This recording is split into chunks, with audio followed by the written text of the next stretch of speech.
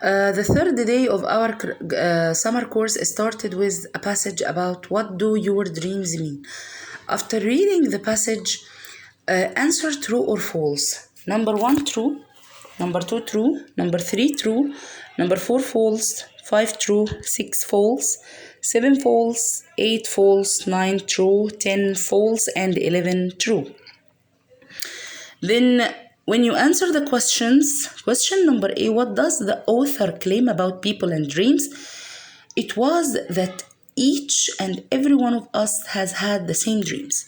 Number two, what are social media sites saying about dreams? That dreams have been more vivid. C, what do experts cite as the reasons for this phenomena? They say that people are sleeping longer and this allows more time for dreaming.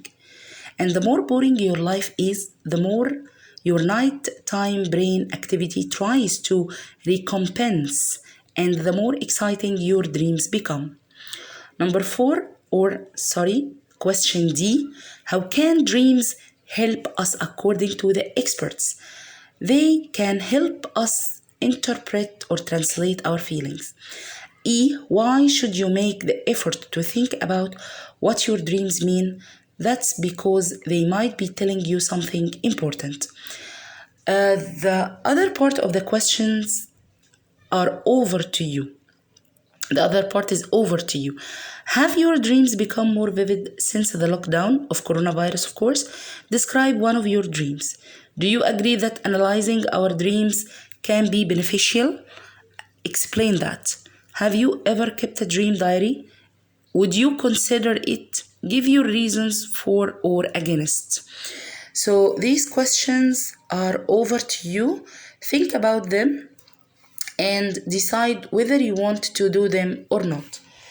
In the grammar lesson, we have gerunds and infinitives. Of course, a gerund is a verb plus ing, and infinitives are two main kinds. We have the full infinitive with to and the bare infinitive without to. So some verbs in English are followed by gerunds and some other verbs are followed by full infinitive.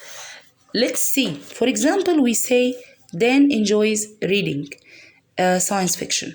Cheryl suggested seeing a movie after work. I miss working in the travel industry. Maybe I can get my old job back. Number 4, where did you learn to speak Spanish? Number 5, do you mind helping me translate this letter? Number 6, he asked to talk to the store manager. 7, you have never mentioned living in Japan before.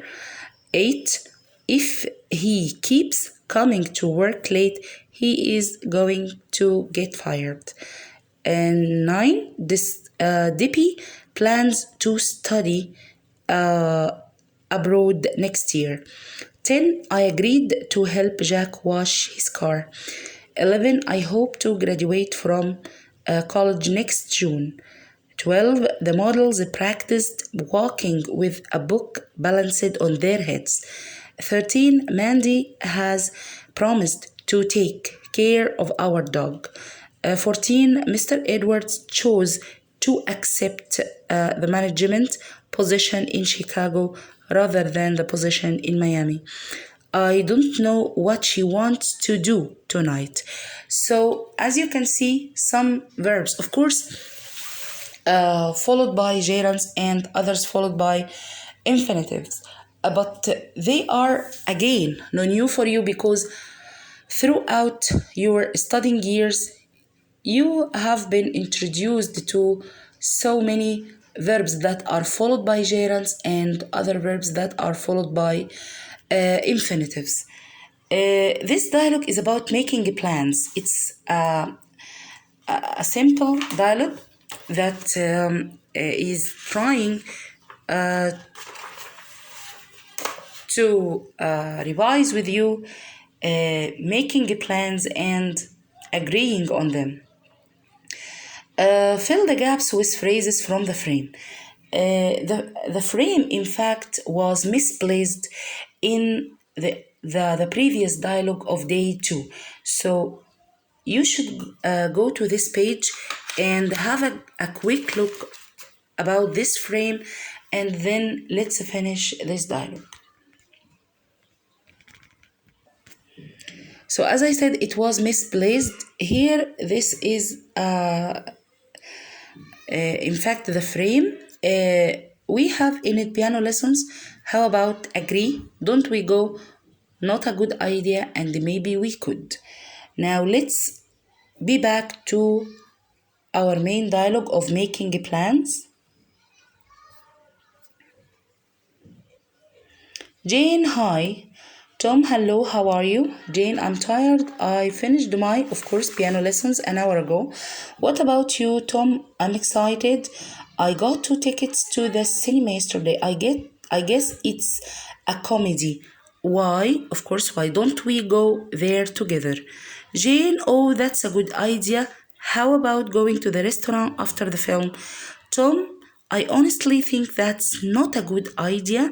The movie ends up late and I have to get up early the next morning. Maybe we could eat something before entering the cinema. Jane, I agree, that's a better idea. Well, see you tomorrow. And Tom said, see you too, bye. So, speaking phrases today was about saying, I think, for example, when you say, if you ask me, it's my belief that, I honestly believe that, like in the dialogue when he said, I honestly believe that's not a good idea, or I honestly think. So, it's the way how you say your thoughts. When you say because, in the next show, we can say simply, we can say because, but we can also say considering, due to, for the reasons that, for the sake of, and so on. When you are saying you are welcome is very formal, but sometimes you can say certainly, cool, it's all gravy, my pleasure, you got it, don't mention it, and so on. When you say I love you, you can simply say I love you, and we can say I'm better because of you, I adore you, you are all I want, I'm infatuated with you, you set my heart on fire, and so on phrases. Saying well done, we can say way to go, marvelous, good for you, I'm impressed, you did it that time, you are really improving. Again, saying no, we said them before, we can say no thanks, I have another, I would love to but I can't, and so on. And these are our idioms for today. When you say that this person bite off more than he can chew. When you bite off more than you can chew, it means that you take on a task that is way too big for you. It's bigger than um, your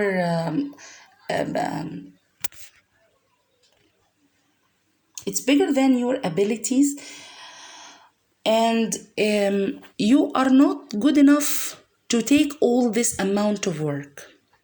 For example, our boss bit off more than she could chew when she promised the client we would have the project ready by next week.